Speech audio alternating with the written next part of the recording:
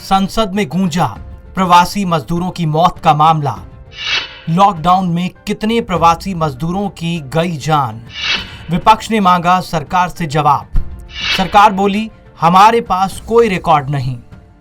संसद के मॉनसून सत्र में कोरोना काल के चलते सदन में लिखकर सवाल पूछे जा रहे हैं। लोकसभा में विपक्ष के कई सांसदों ने सरकार से पूछा कि लॉकडाउन के चलते देश में कितने प्रवासी मजदूरों की जान गई, जिस पर सरकार ने कहा कि उसके पास कोई डेटा नहीं है जो बता सके कि इस दौरान कितने प्रवासी मजदूरों की मौत हुई। इसी सवाल के साथ सरकार से प्रवासी मजदूरों के बारे में कई अहम सवाल पूछे गए। क्या सरकार प्रवासी मजदूरों के आंकड़े को पहचानने में गलती कर गई? क्या सरकार के पास ऐसा आंकड़ा है कि लॉकडाउन के दौरान कितने मजदूरों की मौत हुई है? क्योंकि हजारों मजदूरों के मरने की बात सामने आई है। विपक्ष ने दागे कई और तीखे सवाल। राशन कार्ड धारकों को लेकर सवाल।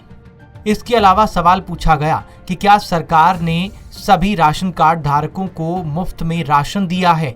अगर हां, तो उसकी जानकारी दी जाए। इसके साथ लिखित सवाल में कोरोना संकट के दौरान सरकार द्वारा उठाए गए कई कदमों की जानकारी मांगी गई।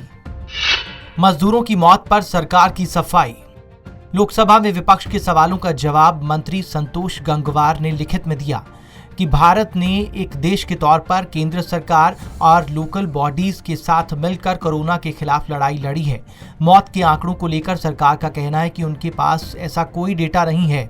मंत्रालय ने कहा कि चूंकि इस तरह का डेटा नहीं जुटाया गया था, इसलिए पीड़ितों या उनके परिवारों को मुआवजे का सवाल ही नहीं उठता।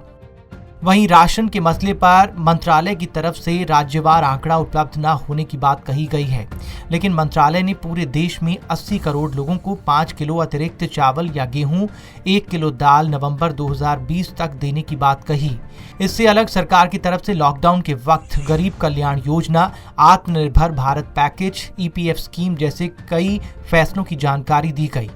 आपको बता दें कि लॉकडाउन लगने के तुरंत बाद लाखों की संख्या में प्रवासी मजदूर सड़कों पर आ गए थे और पैदल ही अपने घर जाने लगे थे। इस दौरान कई मजदूरों की एक्सीडेंट, भूख प्यास और तबीयत खराब होने की वजह से मौत की खबर आई थी, जिस पर विपक्ष ने सरकार को घेरा। News desk, Punjab Kesari.